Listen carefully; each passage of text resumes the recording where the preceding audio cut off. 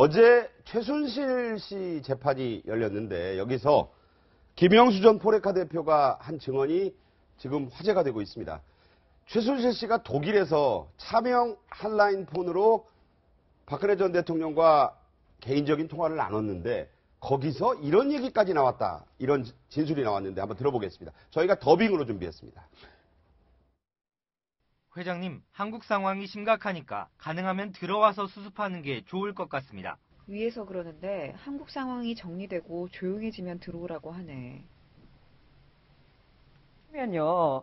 저희가 좀 노란 줄로 표시를 해놨는데 위에서 그러는데라고 합니다. 위가 도대체 어디냐? 이거 가지고 지금 논란이 많아요. 뭐 보통 위라고 하면은 뭐 하나님, 뭐 신 이럴 텐데 그런 건 아니고 본인한테 위라라고 한다고 하면은 일반적으로 생각하기에 박근혜 이제 전 대통령일 수밖에 없지 않나 하는 것이 그 지금 중론이 아닌가 싶습니다. 예. 결국 말씀드렸듯이 빨리 지금 들어와서 정리를 하는 게 어떻습니까? 했더니만 나는 들어갈지 어떨지 모르지만 위에서 얘기를 하기 때문에 나는 들어가면은 난리가 나지 않느냐 그런 취지로 얘기를 했다고 하는데 그 반면에 그때 네. 이 재판이 진행되는 과정에 장시호 씨 이모 그 조카인 장시호 씨는 뭐라고 했습니까? 그 박근혜 대통령이 그때 그 작년 10월 25일이었습니까? 그 1차 대국민 담화를 했을 때에 네네. 그 전으로 해서 이 최순실 씨가 전화를 계속했는데 이 박근혜 대통령이 들어와라. 라고 얘기를 하고 그다음에 전화를 끊었고 그러니까 아무리 전화를 해도 전화가 안 돼서 그래서 언니를 통해서 또 윤전추 전 행정관을 통해서 씨죠, 그러니까. 그렇죠. 순등 씨를 통해서 전화를 했는데 결국 한국에 들어와라라고 해서 실제로 그 10월 31일입니까? 들어왔지 않습니까? 그렇다는 점에서 이 두 개가 서로 좀 엇갈리는 것인데 네. 결국 이 장시호 씨의 말을 듣느냐 아니면 어제 나왔던 김영수 전 포레카 대표의 말을 믿느냐 이게 문제긴 한데 네. 아시다시피 김영수 전 대표가 좀 제3자이긴 합니다. 네. 그렇기 때문에 그 법원이나 검찰로서는 조금 더 신빙성을 김영수 전 대표한테 줄 가능성이 조금 더 있지 않을까 하는 생각이 듭니다. 네네. 네, 두 사람의 발언이 약간 엇갈린다는 느낌은 드는데 그런데 이런 건 있는 것 같아요. 어쨌든 한국에 급거 귀국을 한 것이 이게 최순실 씨의 뜻은 아니었다 이런 느낌은 좀 그렇죠. 있어요. 네. 지금 보면 어디 김영수 포레카 대표의 얘기 굉장히 중요한 게 저희 10월 24일 날 민헨인가요? 독일에 가서 직접 만나서 했다는 얘기 아니에요? 네. 회장님 들어오셔야 됩니다. 들어와서 정리하셔야 되는 거 아닙니까? 그러니까 당시 최순실 씨가 얘기가 아니 위에서 그러는데 좀 정리되면 들어오라 그러더라. 근데 그 정리가 뭐였습니까? 잘 기억해 보시면 지난 10월 20일 날 박근혜 당시 대통령이 대수비 대통령 주재 수석 비서관에 의해서 네네. 입장을 정리하고 10월 24일 날 국회에 나가서 개헌을 제안합니다. 네. 그러니까 실제 그날 저녁에 JTBC에서 태블릿 PC가 나오지 않았더라면 그런 식으로 정리가 되고 마는 거예요. 그런 식으로 정리가 되고 마는 것인데 태블릿 PC가 나오고 그다음에 10월 25일 날 박근혜 당시 대통령이 대국민 사과하면서 긴급히 이 최순실이 들어오지 않으면 안 되는 분위기가 되었기 때문에 아까 이제 우리 최진영 변호사는 두 사람의 의견이 좀 이렇게 좀 충돌되는 거 아니냐. 네네. 저는 이게 하나의 흐름이라고 봅니다. 그 전에는 네. 이미 박근혜 대통령도 당시 대통령도 최순실이 독일 나간 것을 알고 있었고 자 여기서 내가 정리해 놓을 테니까 아침 우리 동아일보 등의 보도에 따르면은 이미 거기 보면 당시 김성호 홍보수석도 보면 건의를 했고 우병우 홍보수석 당시 민정수석 같은 경우는 큰 문제가 되지 않는다고 예. 보고를 했다는 거 아니에요? 그런 흐름 속에서 24일 날 저렇게 그러니까 저 때는 아직 그러니까 독일에 있었던 최순실 입장에서는 JTBC 태블릿 PC를 몰랐던 거예요. 그러니까 개헌을 제안했으니까 다 정리된 것이고 네. 정리되면 갈까야. 그런데 그것이 터지면서 그 이후에는 그야말로 장시호 얘기대로 급거 들어오지 않으면 안 되는 그런 분위기가 됐던 거죠. 저 위와 저 당시 상황 정황은 최순실 씨의 말을 들어보면 알 수 있을 것 같아요. 조용해지면 들어오라고 위에서 그랬다는 거 아닙니까? 네네. 그러면 위는 조용해지게 만들 수 있는 사람을 말하는 것 같아요. 그렇죠. 예. 파워가 있는. 그렇습니다. 그래서 조용해지는 건 뭐냐면 이 사건을 정윤회 문건 유출 사건에서도 문고리 3인방이라고 하는 사람들의 국정농단은 오간데 없고 문건 유출이라고 하는 것으로 인해서 그 박관천 경정과 정윤회 씨가 이 사건의 그 핵심 당사자로 본말이 전도되지 않았습니까? 네네. 이 최순실 게이트 사건도 제가 볼 때는 아마도 차은택이나 안종범 선에서 좀 정리정돈을 하고 난 다음에 네. 그리고 나면 잠잠해지면 그때 들어와라는 얘기 같아서 차은택과 고영태 이런 사람들에게 위는 최순실이겠지만 네. 최순실, 김기춘, 조윤선 장관의 위는 바로 그분 아니겠습니까? 그래서 그것을 암시하는 얘기라는 생각이 듭니다. 부적절한 뭐 비유가 되겠지만 1인지야 만인지상이라는 얘기가 있는데 그런 말이 나오고 있어요. 당시에 최순실에게 단 한 사람의 위는 박근혜 전 대통령밖에 없었을 것이다. 자, 이런 얘기가 나와서 소개해드렸고, 이 삼성동 사저를 최순실 씨의 어머니인 임선희 씨가 돈도 치르고 계약서도 써고 했다는 얘기는 알려진 얘기잖아요. 어제는 장시호 씨에게 이모 나 중고가구 필요하니까 했더니 무슨 가구를 갖다 쓰라고 해서 나중에 보니까 그게 삼성동 사저에 박근혜 전 대통령 집의 그 가구였다. 그런데 한술 더 떠는 얘기가 나옵니다. 네, 그렇습니다. 바로 이 삼성동 사저를 관리하고 수리하고 관리한 사람의 월급도 최순실 씨가 줬다는 겁니다. 자, 가구도 자기 마음대로 처분하고 월급도 줬으면 어떻게 보면 최순실 씨의 집 그러니까 같기도 해요. 관리 수리할 때 직원도 불러서 고쳐라 하고 그 돈도 치르고 옷값 치르는 그런 느낌일 거예요. 그다음에 관리인 월급도 주고 이건 그럼 누구 집입니까 도대체?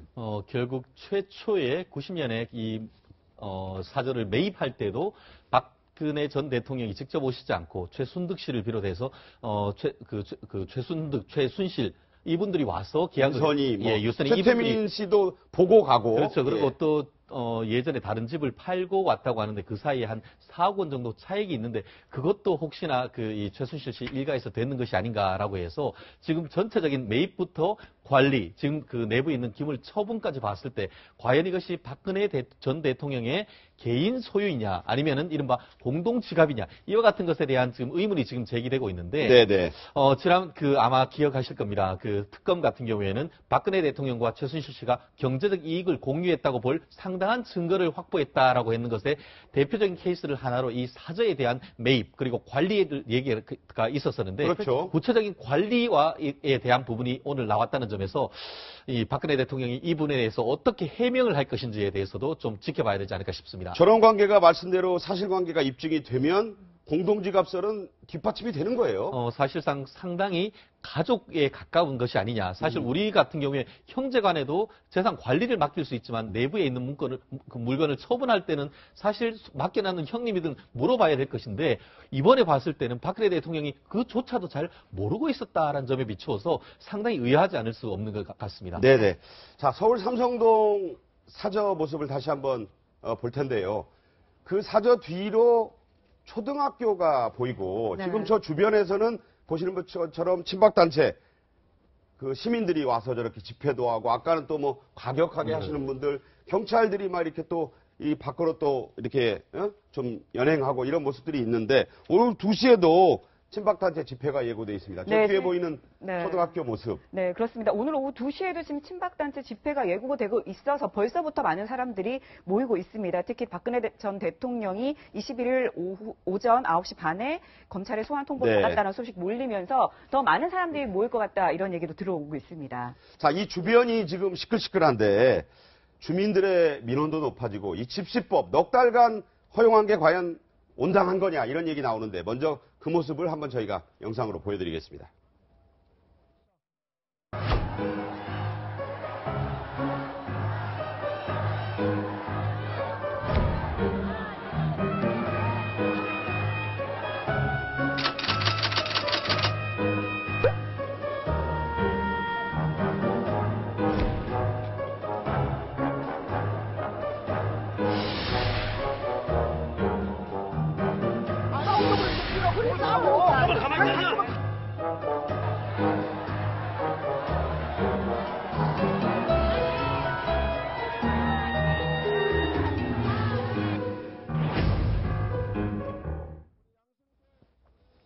네, 저 뒤에 보이는 초등학교 이름이 삼릉초등학교입니다. 이 초등학교 학생들 요새 뭐 외부에서 몰려든 아저씨, 아주머니, 할아버지, 할머니들 때문에 학교 다니기 겁난다 이런 얘기 하는데 그 목소리를 좀 저희가 들려드리겠습니다.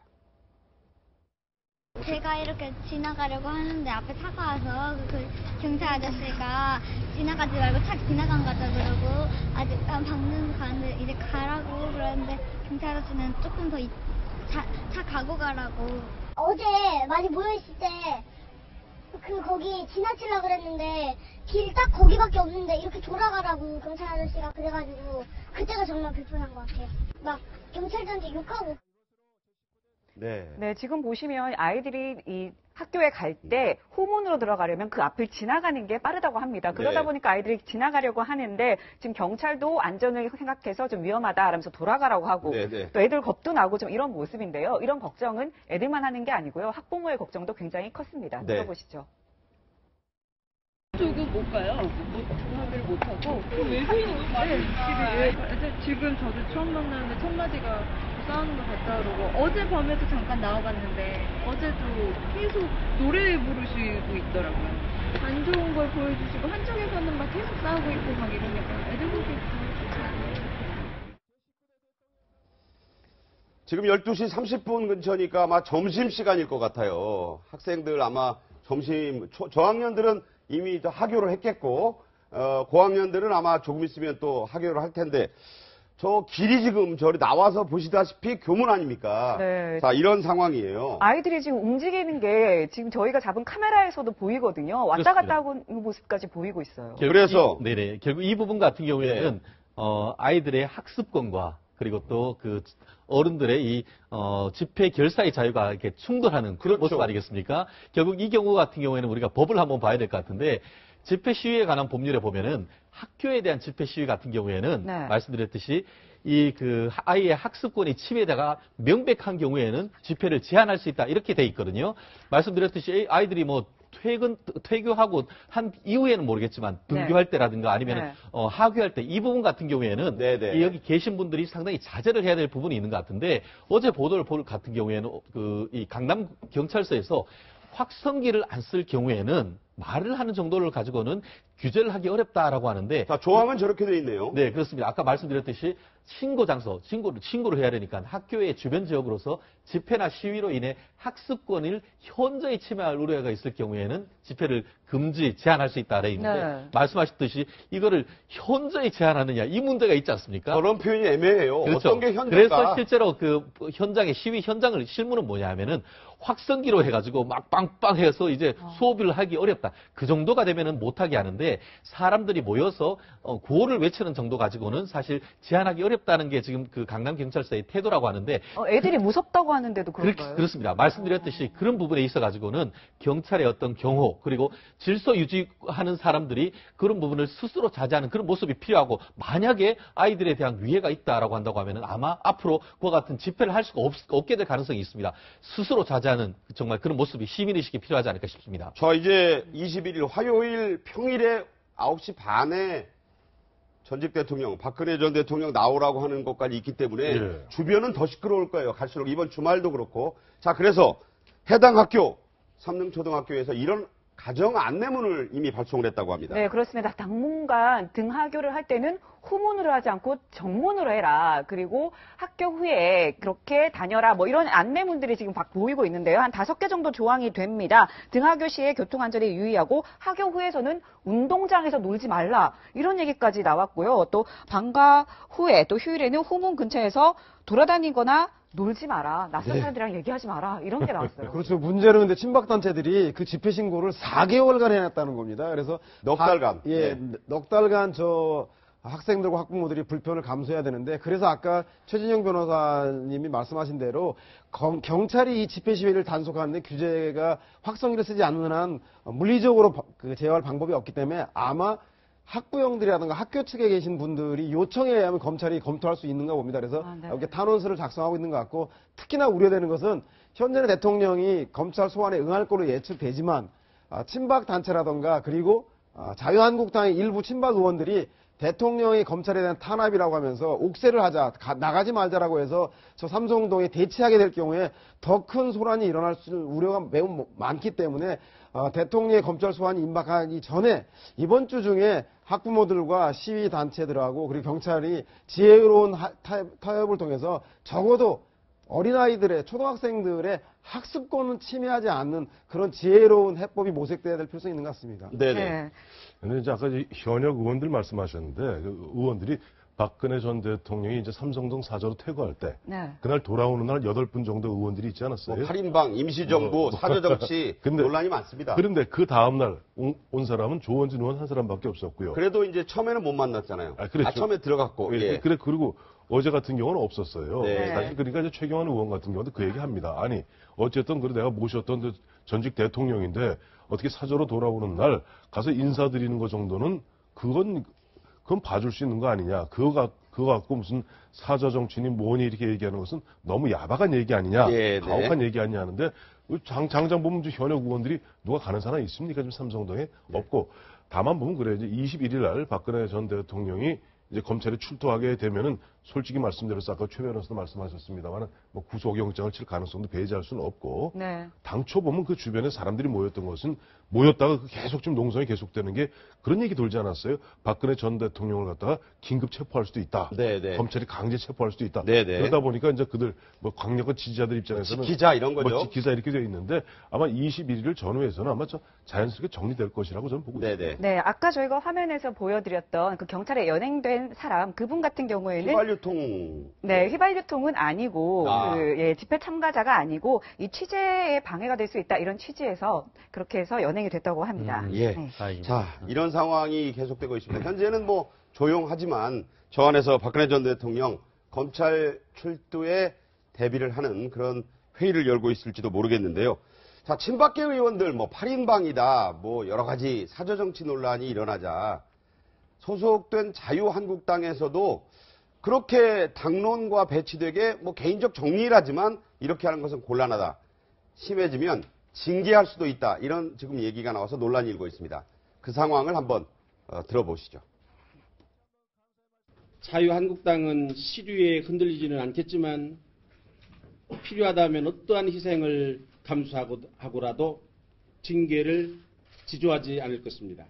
당은 지금도 윤리위원회와 박무감사위원회에서 모든 사태를 면밀히 주시하고 있으며 각각의 사안에 대해서 호심을 거듭하고 있다는 말씀을 드립니다. 그러니까 이제 정리, 전직 대통령을 모신 뭐 이른바 진박들이 그러는 것까지 야박하게 할 수는 없지만 계속 이렇게 할 경우에는 당론과 배치되게 할 경우에는 징계할 수 있다. 자, 징계를 실제로 할 수 있다고 보십니까? 그냥 하는 얘기죠. 임명신 위원장 입장에서 아니 얼마 전에 보면 그 당시 각종 사회 여론이 박근혜 전 대통령 갖다가 이른바 뭐 그 어떤 당원권 정지하라, 뭐 출당하라 얘기했을 때 근데 당신이 목숨을 지켜서 출당을 막겠다고 얘기했던 분입니다. 근데 지금 아까 보니까 물론 지금 자유한국당에서는 헌법재판소 결과에 승복하는 것을 당론으로 정하고 있는데 네네. 그럼 8분 8분 의원들이 예를 들어 박근혜 대통령 사저에 돌아오는 날 가서 인사드린 것이 그것이 진짜 나경원 의원 표현대로 해당 행위입니까? 네. 저는 나경원 의원한테 묻고 싶어요.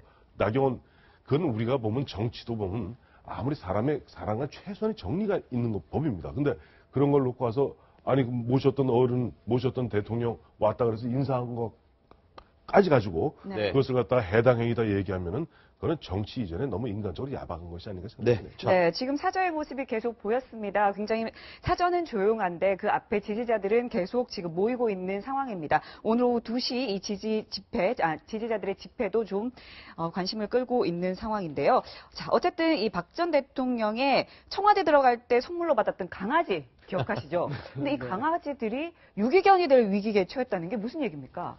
그렇죠. 우리 속담에 개팔자 상팔자라 그래서 청와대에 있는 개는 얼마나 좋게 지극히 대접받을 것인가 관심이 많았고 특히 평창 올림픽의 마스코트로 진돗개가 선정되는 논란을 겪으면서 아주 스타덤에 올랐는데 저 강아지인가 봐요. 네, 그렇습니다. 근데 2마리가 이제 새끼를 낳아서 7마리가 부럽고요. 네, 그렇답니다. 그런데 지금은 박근혜 전 대통령이 탄핵에 대해서 선거가 인용되면서 파면돼서 자연인 신분으로 돌아가 삼성동을 가게 되니 저 개를 데리고 갈 수가 없었다고 봅니다. 물론 개인 주택이어서 뭐 마당은 있겠지만 아마도 저 서초동 삼성동 일대가 아마 개를 키우기엔 적합하지 못하는 상황도 있을 것 같고요. 그럼 남아있는 개에 대해서 그래서 아마 동물보호단체에서는 개를 방치했다고 해서 박근혜 전 대통령을 애완동물관리법 위반인가요? 뭐 그런 걸로 고발을 했다고 하는데 제가 볼 때는 현재 청와대에서 저 개 문제에 대해서 황교안 대행이 책임이 되겠군요. 황교안 대행이 저 개에 대한 방침을 세우지 않으면 아마 유기견 처리가 될 텐데 통상 저럴 때는요. 청와대 내에서 별정직 공무원들 말고 기능직 공무원이라 해서 계속 상주하시는 분들, 관리하시는 분들이 계시거든요. 그분들이 아마 관리를 하고 있다가 새 청와대 주인이 드러나면 계속적으로 키울지 아니면 정부를 통해서 위탁을 해서 다른 곳으로 그 주인을 찾아 나설지 그건 좀 지켜봐야 될 것 같은 생각이 듭니다. 짧게 제가 말씀드릴게요. 네네. 지금 아까 동물 그 보호법입니다. 동물 보호법에 의해서 작년부터 동물 등록제가 돼 있습니다. 아, 그렇죠. 그래서 그 등록해놨는데 봤더니만 저 강아지들은 소유자 박근혜, 주소 청와대로 1번지. 그렇기 네. 때문에 소유자는 개인 박근혜 대통령이 맞습니다. 네. 다만 유기는 진짜 길거리에 버리는 것이지 네. 유기는 청와대에 아니고요. 맡겨놓으신 것이다. 이렇게 보기 때문에 네. 만약에 그 여기 계신 분들이 버리면은 100만 원 이상, 300만 원 이하 과태료라고 한다는데 네. 아마 빨리 좀 주인을 찾도록 청와대에서 이게 좀 잘 관리해 줬으면 한 좋겠습니다. 달의 말미가 있어요. 이 개들이 원래는 뭐 이름 국민공모하고 한때는 뭐 평화통일 금강한라 백두 이름도 붙이고 이게 청와대 정말 뭐 이게 좀 네. 이렇게 돼 있더라고. 희망이하고 새롬이 들어가서 첫 번째 이제 보면 새끼를 낳아서 5마리인가 낳았어요. 네. 그건 나 분양을 했었습니다, 예전에. 이 두 번째 한 것이 뭐 7마리인가 돼요. 7마리, 도합 9마리가 저거 있는 거예요. 다복하네요. 다복한데 문제는 이 희망이하고 새롬이는 등록이 돼 있는데 이 최근 1월 달에 태어난 이 7마리는 아직 등록도 안 돼 있어요. 네. 안 돼 이제 9마리가 이제 오골오골 있는데 문제는 한 달. 그러니까 박근혜 대통령이 3월 12일 날 청와대를 떠나지 않았습니까? 그러니까 네. 4월 12일까지 저것을 두었다가 그다음에 그 이후에 아마 보면 분양이 되는 모양입니다. 한 달까지는 놔두고.